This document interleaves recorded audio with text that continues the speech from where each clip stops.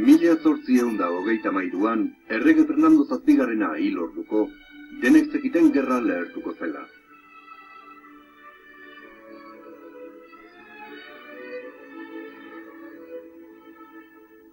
Haren anaia Carlosek ez zuen ontzat hartu emakumeak erreinatzea ahalbidetzen zuen pragmatika sanzion deituriko legea indarrean jarri izana, eta 3 urteko iloba Isabelen aurka jaiki zen, gerra karlistari izena eta hasiera emanez.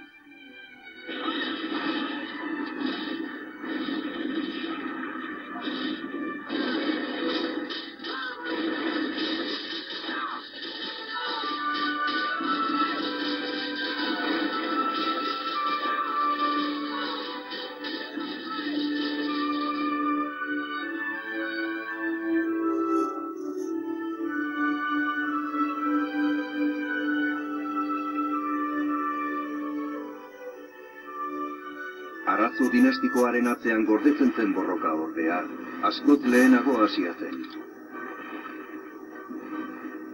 Frantziako irautzak errege bati lepoa moztu baino gehiago egin zuen. Liberalismoa, politika, ekonomia, gizartea, bizimodua ulertzeko era berri bat zen.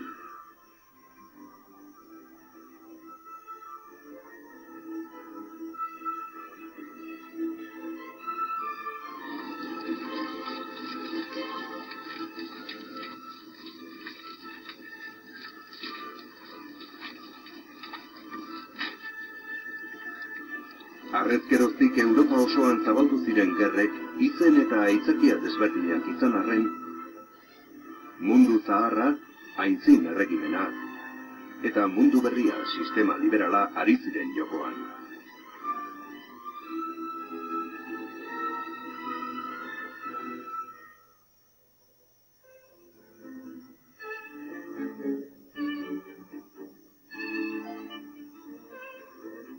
Aintzin erregimenaren defentsak foruen bermatzea zekarrenez, Euskal Herrian Carlosek jarraitzaile asko aurkitu zuen.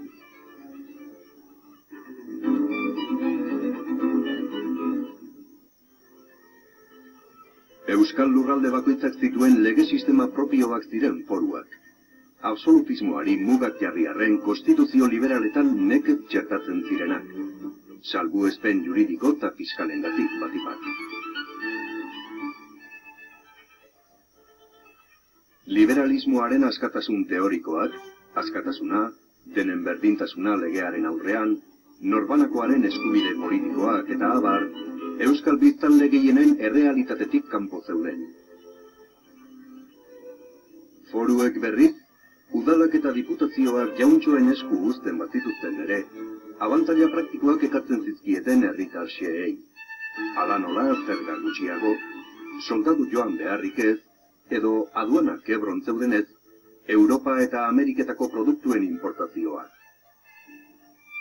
Adibidez, Euskal baserritarrak hobeto jantziak joaten ziren Asturiar edo Galegoak baino.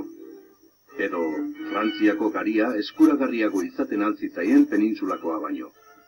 Tabakoa ere 10 aldiz merkeago zen Gipuzkoan Gaztelan baino. Batzuentzat abantailatzena besteentzat kaltea zen.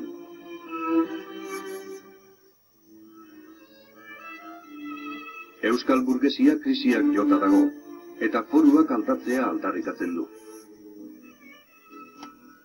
Jauntxoek instituzioetan ukatzen dieten tokia nahi zuten, eta aduanak Ebrotik Bidasoara eramatea, kanpoko produktuetatik babestuta Espainiar merkatuan integratzeko.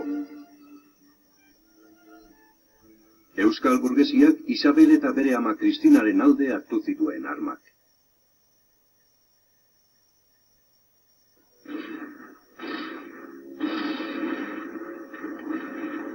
Armak hartzea etzen gauza berria euskaldunentzat. 40 urte lehenago hasitako bi erregimenen arteko borroka modu askotan ezagutaratu zen. Frantsesen inbasioak konbentzioko gerran. 1793-95. Napoleonikoan, 1808-13, edo San Luisen 1000 semeetan, 1823, muga delako Euskal Herrian gogorragoa. Eta hori barneko gerrilla, bandolerismo, Estatu kolpe, matxinada eta antzekoak kontuan hartu gabe. Gerrek eta haien ondorio lazgarriek luzaroan pairatutako Euskal Herria lur jotatzegoen. Donostiarena izan daiteke gerraren miseriak hobekien laburbiltzen dituen kasua. 1813ko abuztuaren 31 fiskalia, biztanleak lapurtuak, bortxatuak eta hilak, gosea eta izurriteak zirela kausa urtebetezia erabat abandonatuak. 20 urte geroago, karlistada lehertzean, oraindik ez zegoen osorik birreraikia.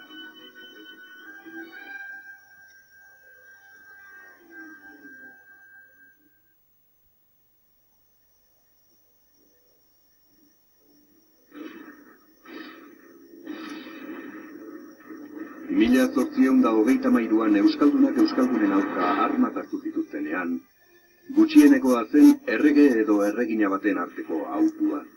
Bakoitzak bizi irauteko ezinbestekotzat zuen eredu politiko, ekonomiko, sozial eta ideologikoari eusten zion, bien arteko oreka ezin aurkitu.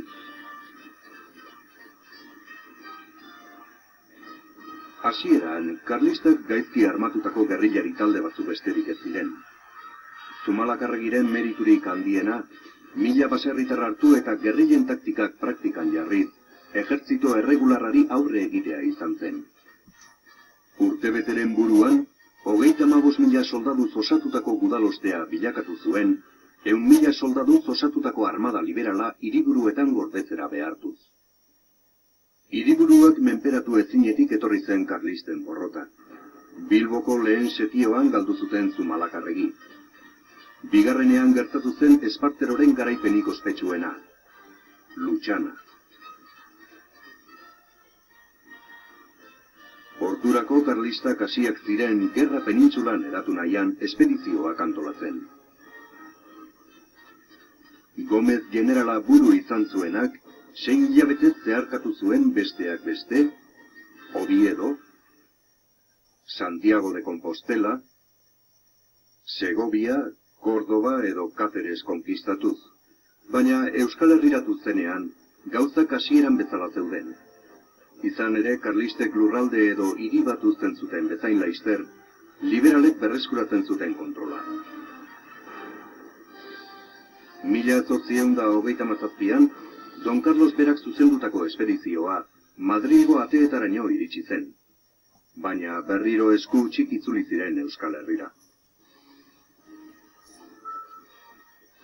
Hurrengo urtean, karlistek nekazal ingurua kontrolpean eduki arren, ez ziren haratako joateko gauza. Nekea eta atxekabea gerota nabarmenagoa zen etxera itzuli nahi zuten soldadu karlisten artean. Gerrak amaigabea baitzirudien.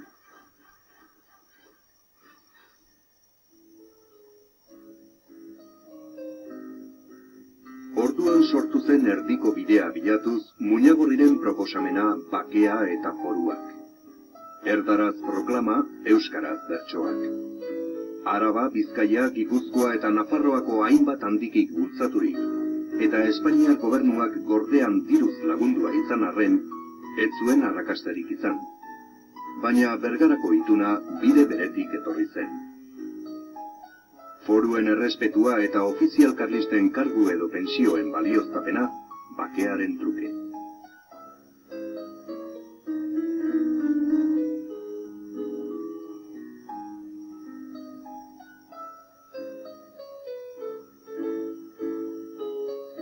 Gerra ostean, Maroto karlistarekin pakea sinatu zuen Esparterok berak, boterera iritsitzenean hartu zituen foruen aurkako zenbait erabaki.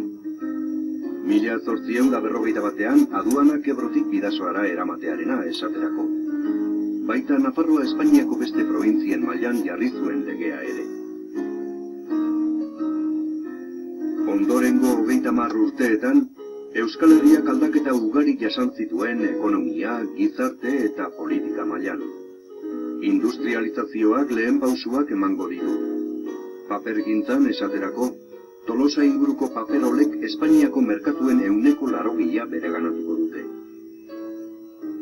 Halaber, urte hauetan hasiko dira hirien zabalkuntzak, Donostiako harresien desagerketa, edota komunikabideen edapena. norteko trenbidea.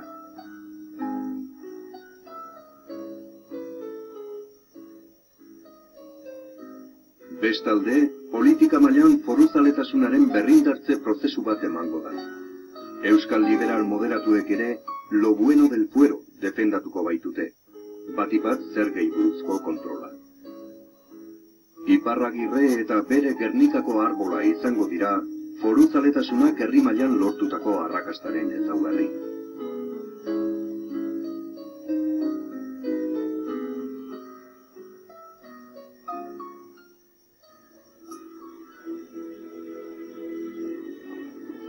Dena den, lehenengo karlistadan irekitako zauriak ez ziren ongi sendatu. Eta 1862-1866 urteetan garatu zen bigarrena.